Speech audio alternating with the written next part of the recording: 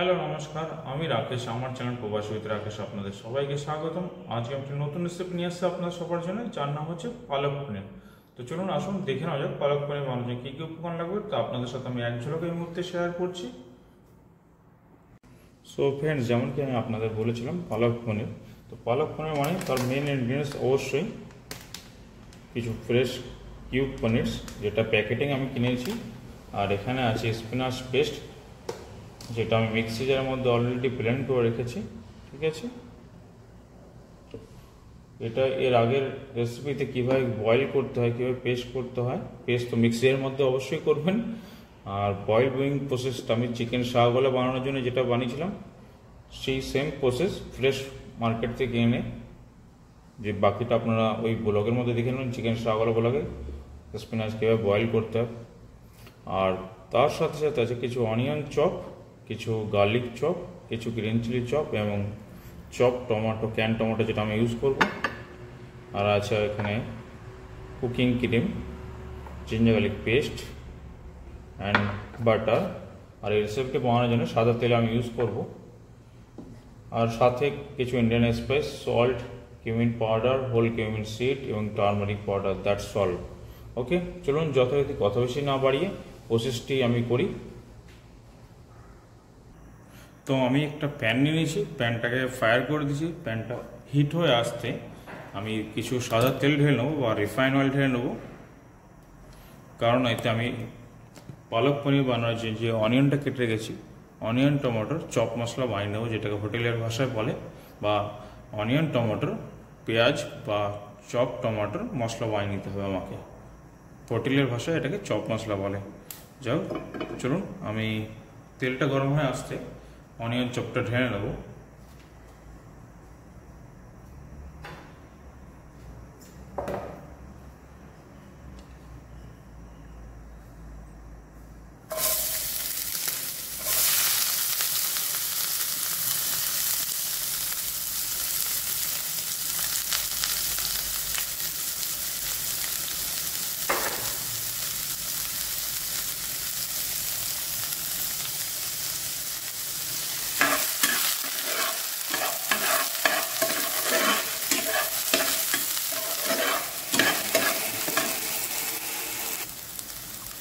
অনিয়নটা হালকা ব্রাউন হয়ে আসলে পরে আমি টমেটো দিয়ে, চপ টমেটো দিয়ে মশলা ঢেলে নেব। তো চলুন, অনিয়নটা ব্রাউন হয়ে আসতে আমি ফিরে আসছি। অনিয়নটা ব্রাউন হয়ে আসছে হালকা, তো আমি ফায়ারটাকে অফ করে নেব এবং কিছু চপ টমেটো এর মধ্যে দিয়ে নেব।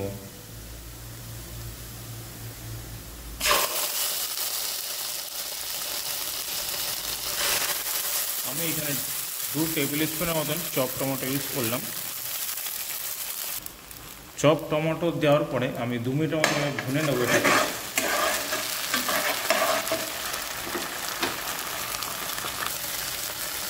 এখন আমি এর উপর থেকে কিছু হলদি পাউডার এবং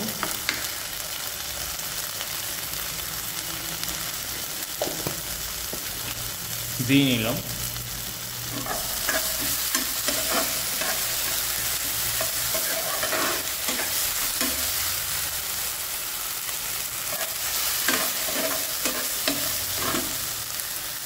একদম স্লো ফায়ারে আমি এটাকে কুক করবো এখন 2 থেকে 3 মিনিটের মতো।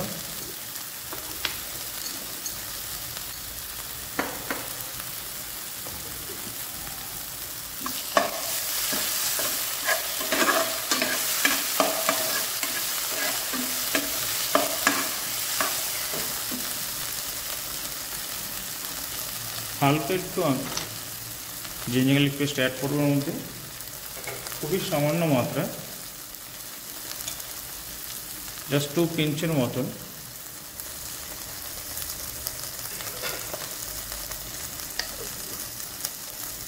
জিঞ্জার গার্লিক পেস্টটা দিয়ে ভালো করে নাড়িয়ে নিয়ে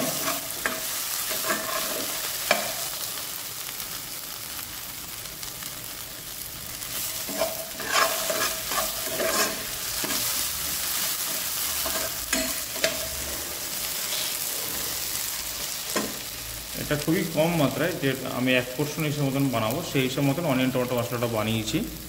যাই হোক,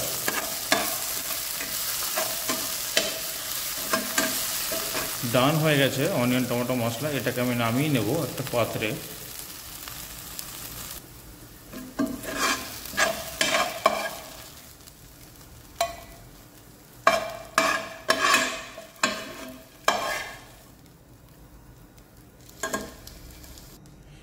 প্যানটাকে আমি ধুয়ে নিয়েছি।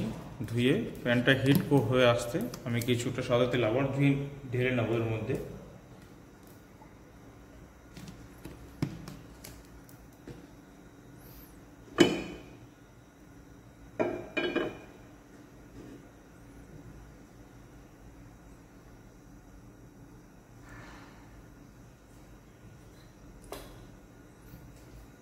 তেলটা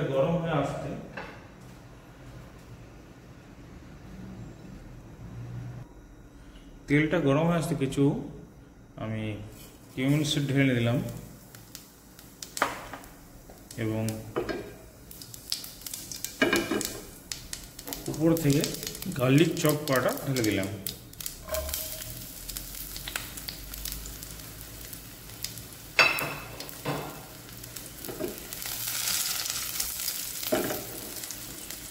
গার্লিকের কালারটা হালকা ব্রাউন হয়ে আসতে আমি যে পালক পেস্টটা করে রেখেছিলাম সেটা ঢেলে নেব।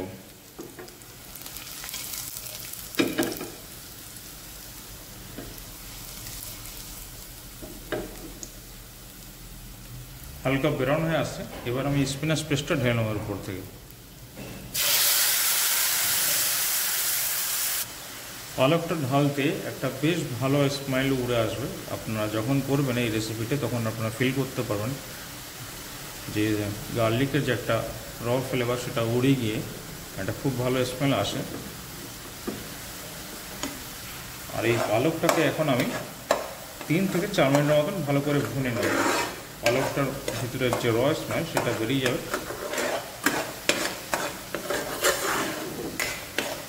তো চলুন যথারীতি 4 মিনিট পরে আমি ফিরে আসছি। তো যথারীতি দেখতে পাচ্ছেন পালকটা গাঢ় হয়ে আসছে, 4 মিনিট হয়ে গেছে। তো এবার আমি উপর থেকে অনিয়ন টমেটো মশলা যে বানিয়েছিলাম সেটা ঢেলে নেব। আমি পুরোটা ঢাললাম না, এতটা এনাফ, তাই 2 টেবিল স্পুন মতন ঢেলে নিলাম। এবং উপর থেকে কিছু মশলা রোস্টেড কিউমিন পাউডার ঢেলে নিলাম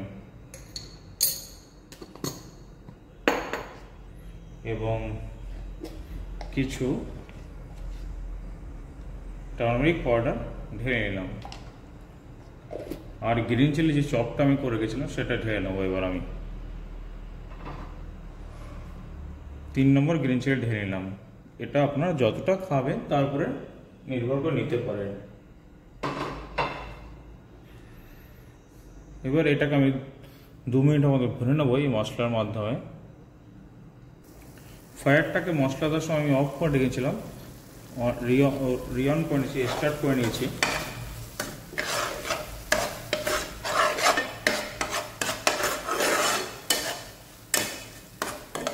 দু মিনিটের মতন ভুনে আমি ফিরে আসছি আবার। 2 মিনিটের মতন হয়ে গেছে। এবার আমি কিছু নুন অ্যাড করে নেব এর মধ্যে, বা সল্ট।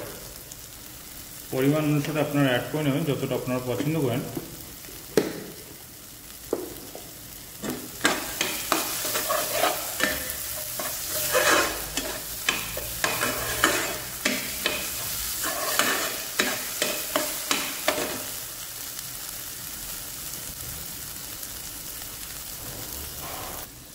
ফাইনালি স্পিনাচটা রেডি হয়ে গেছে। তেলটা আপনারা দেখতে পাচ্ছেন না, অতি সামান্য মাত্রা বলে তেলটা দেখবেন প্যানের উপরে আলাদা আলাদা হয়ে আছে। তখন আপনারা স্টেজে মনে করবেন যে স্পিনাচটা পেকে ডান।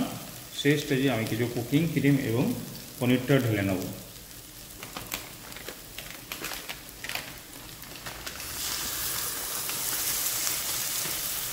পনিরের মধ্যে জলটা ছিল সেটাও অ্যাড করে নিয়েছি এর মধ্যে। প্যাকেট কাটাতে সেটা আমি আর জলটা পনিরের যে একটা ফ্লেভার থাকে সেটাও এর মধ্যে চলে আসবে বলে জলটা আমি এর মধ্যে অ্যাড করে নিচ্ছি। আর অতি ঠিক হয়ে গেছে, সেটার থিকনেসটাও কমে আসবে সেই সূত্রে ঢালা।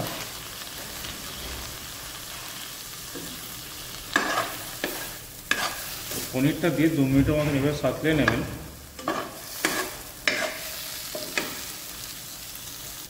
আর এই স্টেজে আপনারা উষ্ণ গরম জল ঢেলে দিতে পারেন, একটু সামান্য একটু, যেহেতু খুব বেশি ঠিক হয়ে গেছে সেটাকে আমি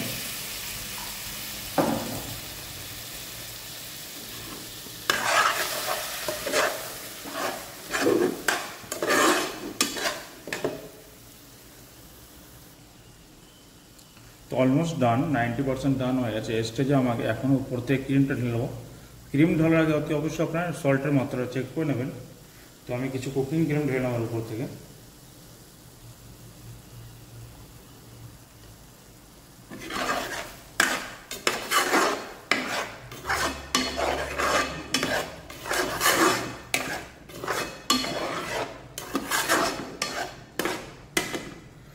এই স্টেজে ফায়ারটাকে অফ করে দিলাম,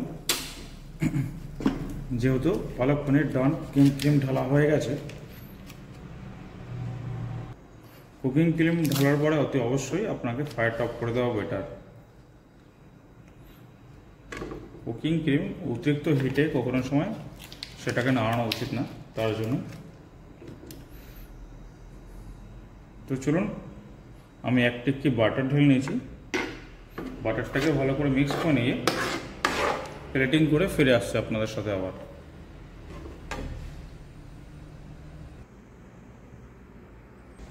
সো যথারীতি আপনারা দেখতে পাচ্ছেন আমি পালক পনিরটাকে প্লেটিং করে ফিরে আসছি আবার। পালক পনির প্লেটিং করার জন্য কিছু না, কিছু ফ্রেশ কুকিং ক্রিম উপর থেকে স্পুনের সাহায্যে আমি ছড়িয়ে দিয়েছি, আর যেটাকে বলে হোটেলের ভাষায় রগুন। এর আগেও আপনাদেরকে কোনো ভিডিওতে আমি বলেছি, সেই রগুনটাকে হালকা চামচের মাধ্যমে ছিটিয়ে দিয়েছি। আর কিছু ফ্রেশ পয়েন্টার আমি উপর থেকে দিয়ে নিয়েছি, এবং দ্যাটস অল। পালক পনিরের ফাইনাল লুক এটা আপনাদের সঙ্গে শেয়ার করলাম। আশা করি আপনাদের ভালো লেগেছে এই রেসিপিটি। কিছুই না, অতি সাধারণ সিম্পল, ঘরে বসে এভাবে বানিয়ে নিতে পারেন। এর সাথে তাওয়া রুটি অতি অবশ্যই খুব ভালো লাগে। তো যাই হোক, আজকের মতো এই পর্যন্ত। নেক্সট কোনো রেসিপি বা নেক্সট কোনো ব্লগে আপনাদের সাথে আবার দেখা হবে। যদি কিছু ভালো লাগে অতি অবশ্যই চ্যানেলটিকে সাবস্ক্রাইব করে দেবেন, এটি আপনাদের কাছে হাম্বেল রিকোয়েস্ট।